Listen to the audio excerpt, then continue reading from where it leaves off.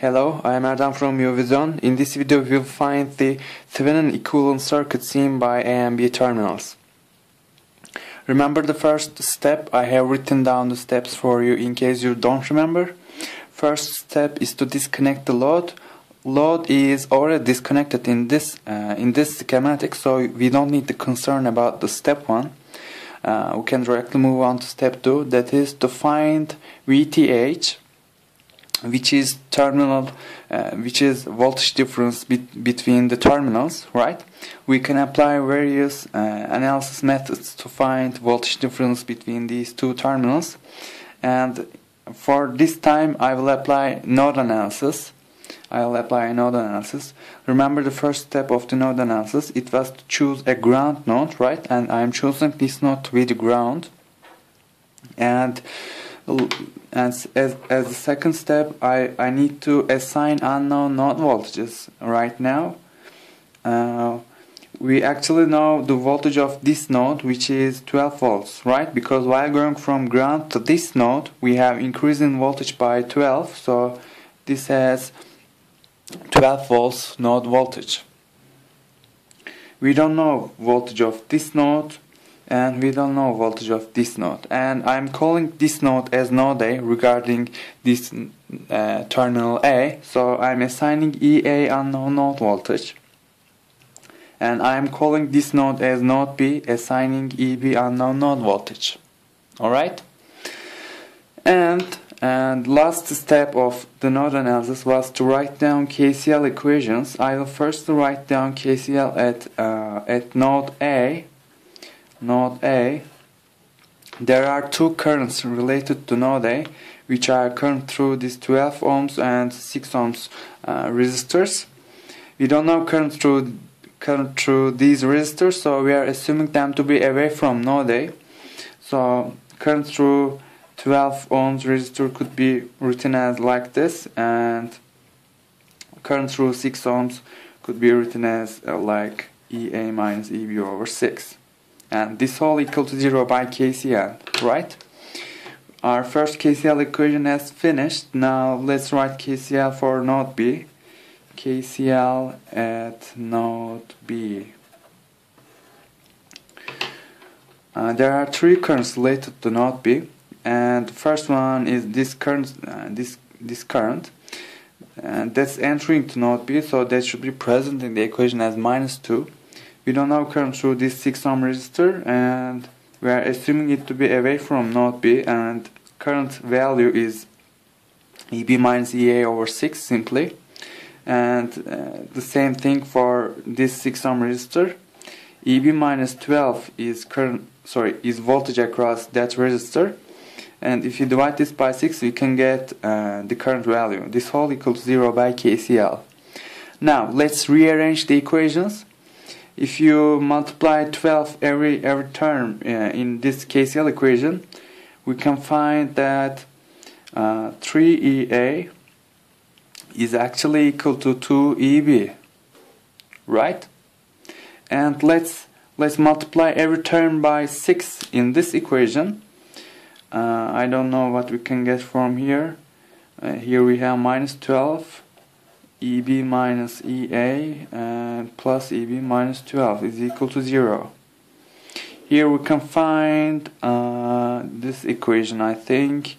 2EB minus EA is equal to 24. Okay, now let's write 3EA for 2EB, because we have found this equation.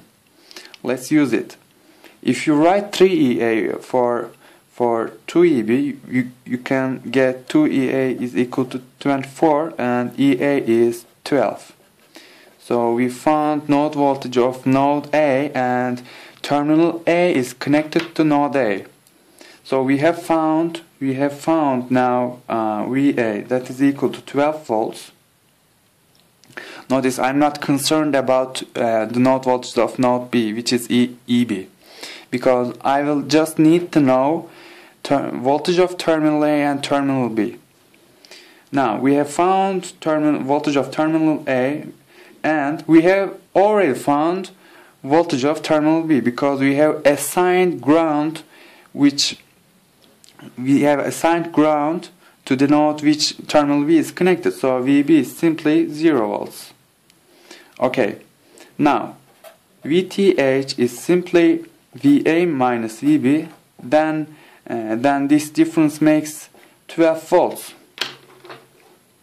We have found 12 volts right now. My pencil has dried out. Never mind. We have completed the step 2. Third step is to find RTH. And remember, how we find RTH. First, we will kill all independent sources, and then if there are not any dependent sources, we will simply find equivalence resistance between A and B terminals. And since there are no dependent sources in this circuit, we don't need to concern about that case. You may see the solution of these situations in next videos. I'm sending the rules out of the screen. Now I will kill all sources, and there are 2 sources in our circuit. I am replacing this voltage source by a short circuit. Here we have 6 ohm resistor, and I have replaced this current source by an open circuit. And here we have 6 ohms resistor and 12 ohms, and circuit finishes. You'll let me write down the terminals also. 12 ohms, 6 ohms, and 6 ohms. Okay, now let's find equivalence resistance between A and B terminals. That's very simple. Here we have a 12 ohms, and 6 ohms are in series with each other. They make 12 ohms, and 12 ohms are in parallel with each other.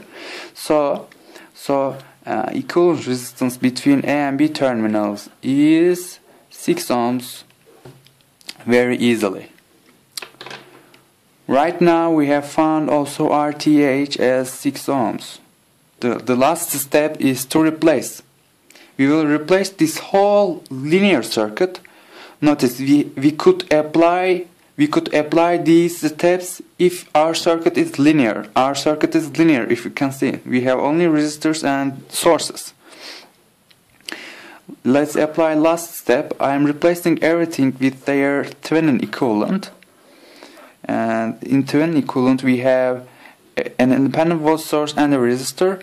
The value of the voltage source is just VTH, and we have found it as 12 volts. And value of the resistance is just equivalence resistance between A and B terminals when all independent sources are killed, and we have found it as 6 ohms.